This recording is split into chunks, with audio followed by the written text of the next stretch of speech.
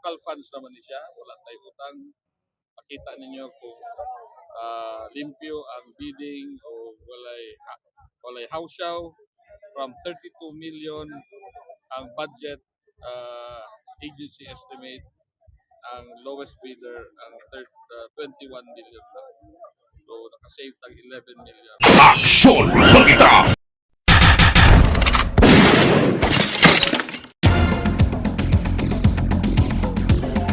The Colon Bridge. Karon March 7 sa 21, no?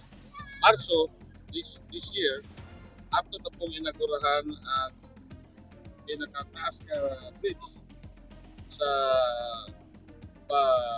Lugo connecting Kataway. Ana diha ang atong isiratan na open dam site.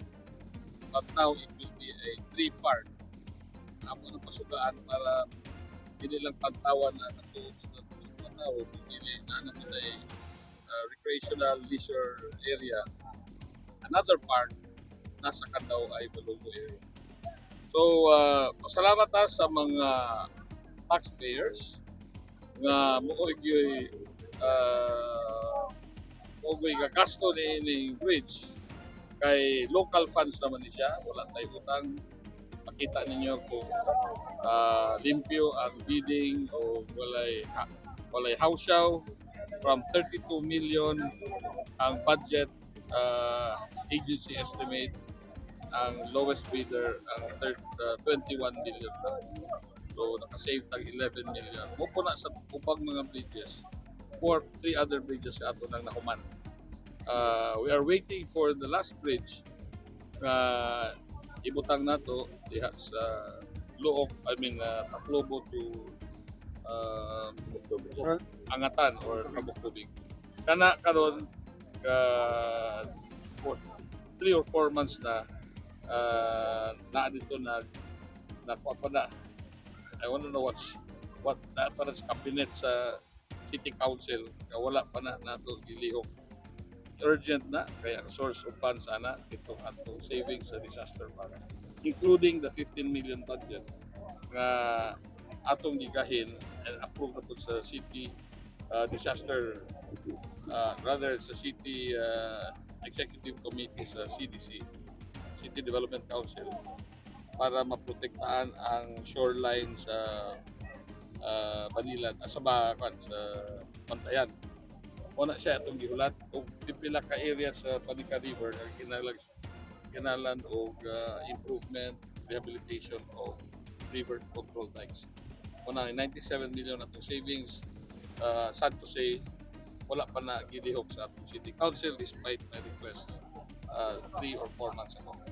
Now, gihulat na ito na para it's our duty, no, as public officials to protect lives and property. So, kani high impact yun kabalo sila nga never in not even there was never an instance nga controversial, meaning puro above board ang ato mga bidding, ang ato mga proyekto, and most of them are, let's say 99% are high impact. Wala na po usik-usik what as gobyerno, what po ng utang muna nga. This bridge will not just be a monument of